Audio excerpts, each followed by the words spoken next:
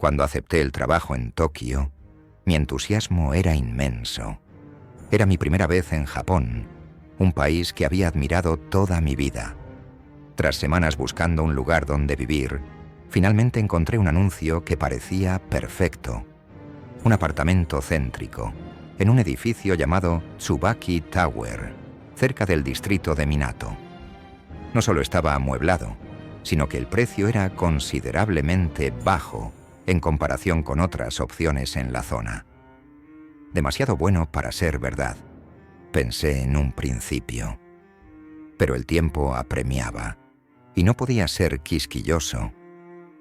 El agente inmobiliario era un hombre mayor, amable, pero con una actitud un tanto evasiva. Durante la visita al apartamento, respondió todas mis preguntas con rapidez, casi con impaciencia. El lugar era amplio para los estándares de Tokio, con 2 habitaciones, una pequeña cocina y una sala de estar que daba a un balcón con vistas impresionantes de la ciudad. Sin embargo, lo que más me llamó la atención fue la estructura del edificio en sí, limpio, moderno y con una peculiar numeración en los pisos. Por alguna razón, el piso en el que estaba mi apartamento era el 713, un número que parecía una fusión extraña entre el 7º y el 13º piso. Cuando pregunté a la gente al respecto, se encogió de hombros. Es solo un nombre, una tradición para diferenciarlo de otros edificios. Nada importante, dijo, evitando mi mirada. No pensé más en ello. Firmé el contrato al instante y me mudé al día siguiente. Las primeras semanas en el piso fueron normales, incluso agradables. El vecindario era tranquilo, el edificio tenía pocos residentes visibles y mi nuevo trabajo absorbía gran parte de mi tiempo. Sin embargo, poco a poco, comenzaron a surgir cosas que no podía ignorar. Una noche al volver del trabajo, encontré la puerta de mi apartamento entreabierta. Me detuve de golpe. Estaba seguro de haberla cerrado esa mañana. Entré con cuidado, revisando cada habitación, pero no faltaba nada. Todo estaba en su lugar, excepto por un pequeño detalle. En la mesa de la sala había un cuenco de arroz blanco que no recordaba haber dejado ahí. Pensé que quizá había olvidado cerrarla bien, o que mi memoria me estaba jugando una mala pasada. Sin embargo, los incidentes comenzaron a acumularse. Objetos que cambiaban de lugar, luces que se encendían solas en la madrugada, y pequeños arañazos en las paredes que no había notado antes. Una noche incluso escuché un ruido en la cocina. Al ir a revisar, encontré una cuchara en el suelo, como si alguien la hubiera lanzado desde el fregadero. Lo extraño no terminaba en mi apartamento.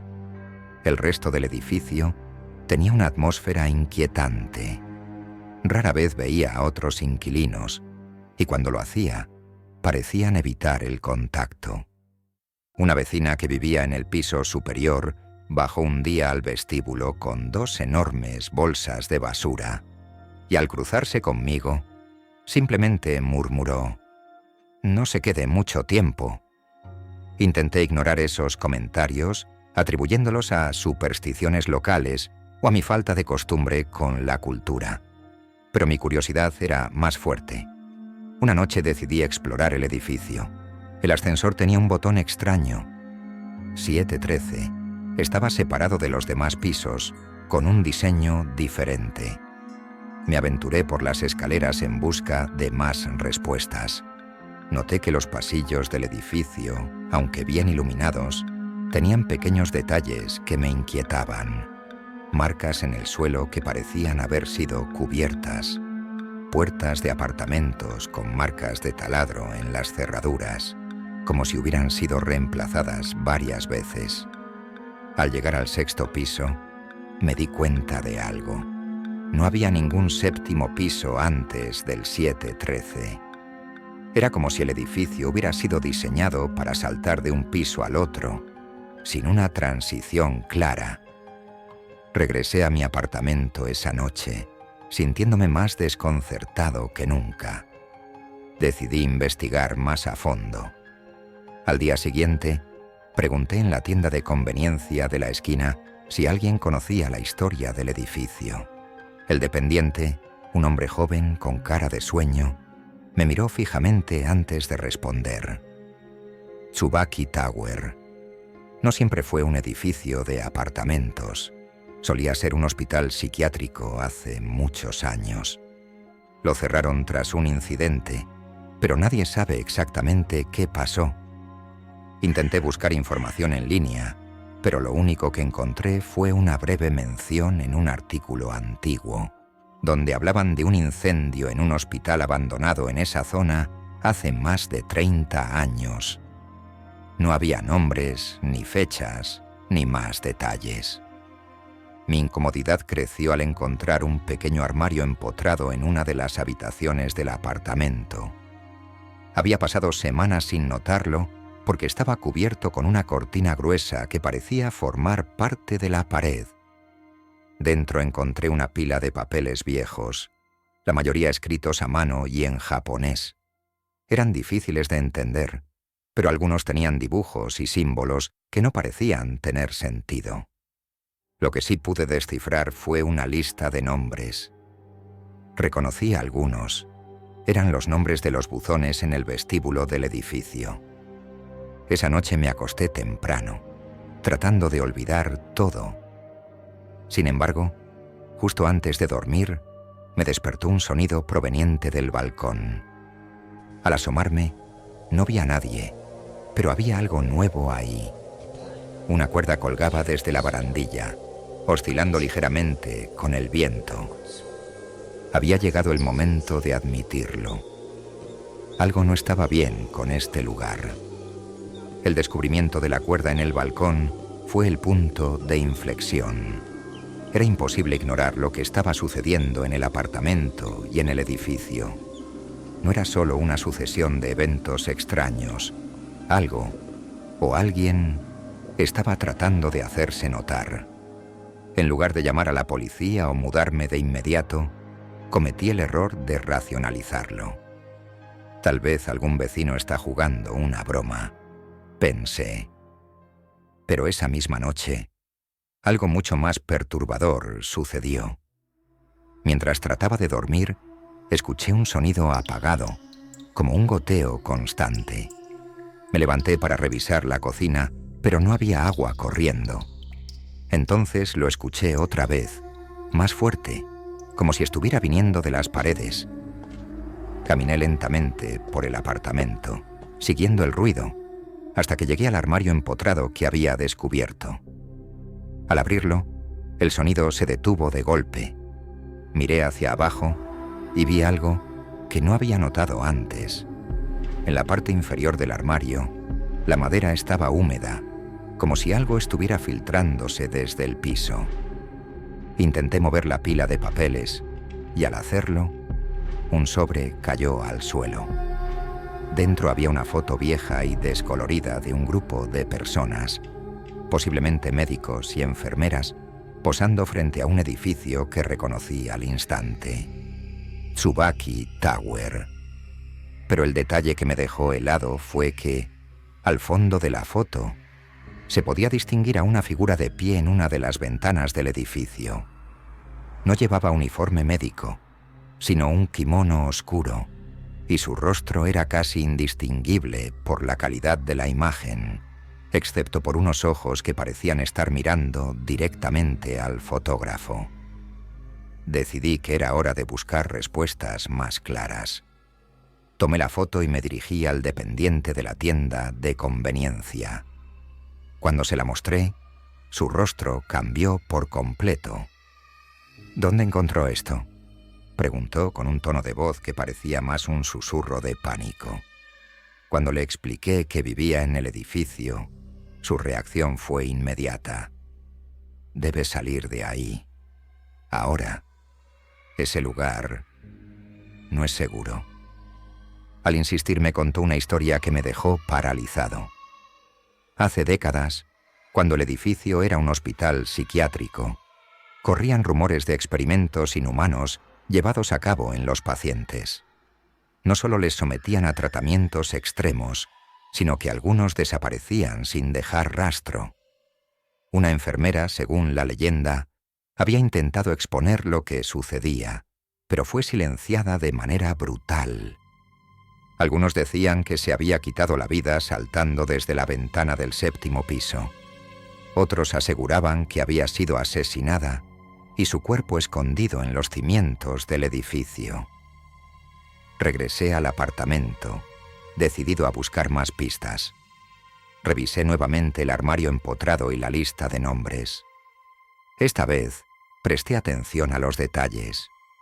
Junto a algunos de los nombres había marcas, como si alguien los hubiera tachado o resaltado con rabia. A medida que revisaba cada línea, un pensamiento aterrador cruzó mi mente. Aquellos nombres correspondían a los pocos inquilinos que había visto en el edificio. El goteo volvió a escucharse, esta vez más fuerte. Venía de una esquina de la sala. Al acercarme, noté que la pintura de la pared estaba comenzando a resquebrajarse, dejando a la vista un trozo de yeso húmedo y ennegrecido. Al tocarlo, un pedazo de la pared cayó al suelo, revelando algo que me dejó sin aliento. Un pequeño compartimento oculto en la pared. Dentro había un cuaderno encuadernado en cuero, junto con lo que parecían ser mechones de cabello humano atados con cintas. Abrí el cuaderno con manos temblorosas. Aunque la mayoría estaba escrito en japonés, algunas palabras estaban en inglés. Culpables, sacrificio, deben pagar. Pero lo más aterrador era que, en varias páginas, se repetía el nombre Akiko, escrito una y otra vez con trazos cada vez más agresivos. Recordé de inmediato la figura en la foto. ¿Podría ser ella la enfermera? Esa noche los eventos se intensificaron. Mientras intentaba dormir, un ruido ensordecedor me despertó. Algo había caído en la cocina. Al encender las luces, vi que todos los utensilios estaban en el suelo, como si alguien los hubiera arrojado con furia. Entonces, noté algo en la ventana del balcón. Una huella de mano pequeña, demasiado pequeña para pertenecer a un adulto. Traté de mantener la calma, pero todo escaló aún más cuando mi teléfono comenzó a sonar. Era una llamada de un número desconocido. Al responder, solo escuché una respiración profunda y entrecortada. Entonces, una voz susurró una palabra: Akiko. Fue suficiente para mí. Decidí pasar la noche en un hotel y buscar ayuda al día siguiente. Mientras hacía mi maleta apresuradamente, escuché un golpe seco en la puerta principal. Al mirar por la mirilla, no vi a nadie, pero el aire se sentía más denso, más opresivo. Al abrir la puerta, encontré una sola zapatilla de niño, empapada, colocada cuidadosamente frente a mi apartamento. Me fui sin mirar atrás, pero incluso en el hotel, los eventos continuaron. Al revisar mis pertenencias, encontré el mechón de cabello que había visto en el armario, ahora colocado dentro de mi maleta. El cuaderno también estaba ahí, abierto en una página que no recordaba haber leído antes. En ella, una frase destacaba: «El edificio nunca te dejará ir». No pude dormir esa noche, y lo peor estaba aún por venir. Pasé la noche en vela en el hotel, temblando de miedo y repasando cada detalle de lo que había ocurrido. Algo, o alguien, había logrado seguirme fuera del apartamento. La idea de que el edificio, o lo que lo habitaba, tuviera un control tan absoluto sobre mi realidad era insoportable. La frase en el cuaderno resonaba en mi mente: «El edificio nunca te dejará ir». A la mañana siguiente, decidí que no podía enfrentar esto solo. Fui al templo más cercano y hablé con un sacerdote sintoísta. Apenas mencioné el nombre de Tsubaki Tower, su rostro se oscureció. Me escuchó con atención mientras le contaba sobre los eventos, la historia del hospital psiquiátrico y lo que había encontrado en el apartamento. Al terminar, me miró con gravedad. El edificio es un lugar marcado. Si lo que dices es cierto, no podrás librarte de su influencia tan fácilmente. Necesitaremos una ceremonia de purificación. Pero también debes saber que algo tan profundamente contaminado por el sufrimiento humano no siempre responde a nuestras plegarias. Acepté su ayuda sin dudarlo, pero el sacerdote me advirtió que debía regresar al apartamento y traer cualquier objeto que tuviera una conexión directa con los eventos. El cuaderno, las fotografías, incluso los mechones de cabello. La sola idea de volver a entrar en ese lugar me llenaba de pavor, pero sabía que era mi única opción. Esa tarde, con una mezcla de determinación y terror, regresé a Tsubaki Tower. El edificio parecía aún más desolado que antes. Las ventanas reflejaban la luz del sol como ojos vacíos, y el aire alrededor de la entrada estaba extrañamente frío, a pesar del calor del día. Subí las escaleras lentamente, cada paso acompañado por el crujir de la madera vieja y el eco de mi propia respiración.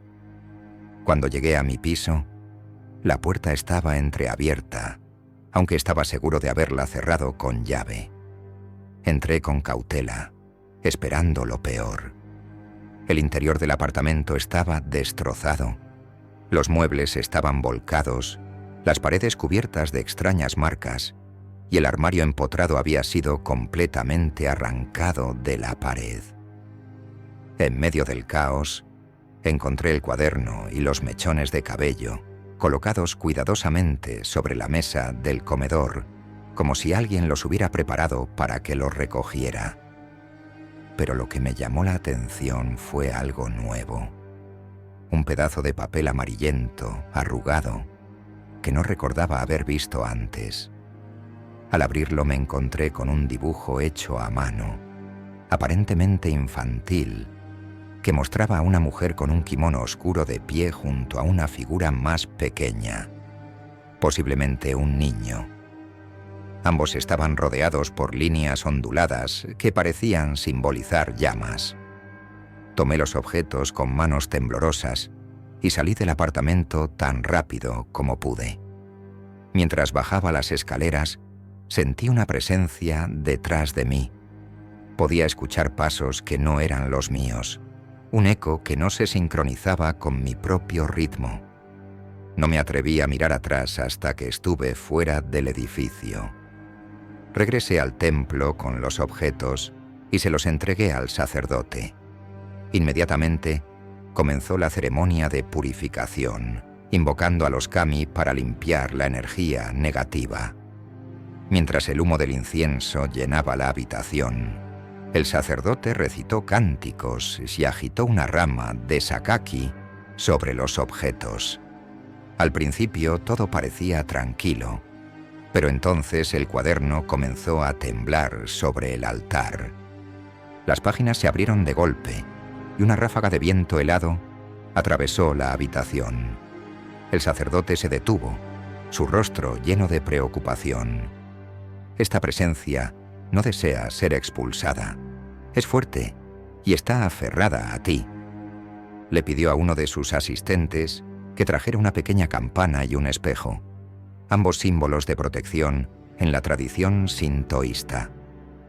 Mientras el sacerdote sostenía el espejo frente al cuaderno, el vidrio comenzó a empañarse, como si algo del otro lado estuviera tratando de atravesarlo. Entonces, un grito agudo resonó en la habitación, aunque no había nadie más que nosotros. «Es la mujer», dijo el sacerdote, su voz temblando por primera vez. «Está buscando justicia, pero también venganza». Cuando la ceremonia terminó, el sacerdote me explicó que la mujer de la leyenda, Akiko, no había encontrado paz. Había sido torturada y traicionada, y su rabia ahora impregnaba el edificio. Pero no solo estaba atrapada allí, había marcado a quienes se cruzaban con su historia, como una maldición que se transmitía de inquilino en inquilino. Debes romper el ciclo, pero para hacerlo, tendrás que enfrentarla directamente. Esa noche, armado con amuletos y la protección que el sacerdote me había dado, regresé al edificio por última vez. La atmósfera era aún más opresiva. El ascensor no funcionaba, así que subí las escaleras a oscuras, con la linterna de mi teléfono como única guía. Al llegar al 7º piso, sentí un peso en el aire, como si algo invisible me estuviera empujando hacia abajo. Entré al apartamento y me dirigí directamente al armario empotrado, ahora reducido a un hueco en la pared. Dentro, encontré algo que me heló la sangre. Una puerta oculta, cubierta de polvo y cadenas oxidadas. Rompí las cadenas con esfuerzo y abrí la puerta, revelando una escalera que descendía a lo desconocido. El descenso fue interminable. Las paredes estaban cubiertas de marcas de uñas y manchas oscuras que preferí no identificar. Al llegar al fondo, me encontré en una habitación estrecha, con paredes de concreto y un altar rudimentario en el centro. Sobre el altar había un objeto que reconocí de inmediato: una cuerda anudada en forma de horca. Antes de que pudiera reaccionar, las luces de mi teléfono comenzaron a parpadear y un frío intenso llenó la habitación. Sentí una mano helada sobre mi hombro y al girarme, la vi. Akiko, con su kimono oscuro y su rostro desfigurado por una mezcla de tristeza y furia. No habló, pero sus ojos, llenos de un odio indescriptible, me lo dijeron todo. En ese momento, entendí lo que debía hacer. Coloqué el cuaderno y los mechones de cabello sobre el altar, junto con el dibujo que había encontrado. Encendí un fósforo y lo acerqué lentamente. Akiko no se movió, pero sus ojos parecían suplicar algo más. ¿Quieres justicia?, le pregunté, mi voz quebrada. Ella asintió lentamente y en un destello desapareció. Las llamas consumieron los objetos, llenando la habitación con un humo espeso y acre. Cuando regresé a la superficie, el edificio parecía diferente, más vacío, pero también más tranquilo. Al día siguiente, descubrí que varios inquilinos se habían mudado de repente, como si algo invisible les hubiera dado permiso para partir. Aunque nunca volví a Tsubaki Tower, supe que la maldición de Akiko había terminado. Sin embargo, todavía me pregunto si el edificio guardará nuevos secretos en el futuro, esperando a su próxima víctima.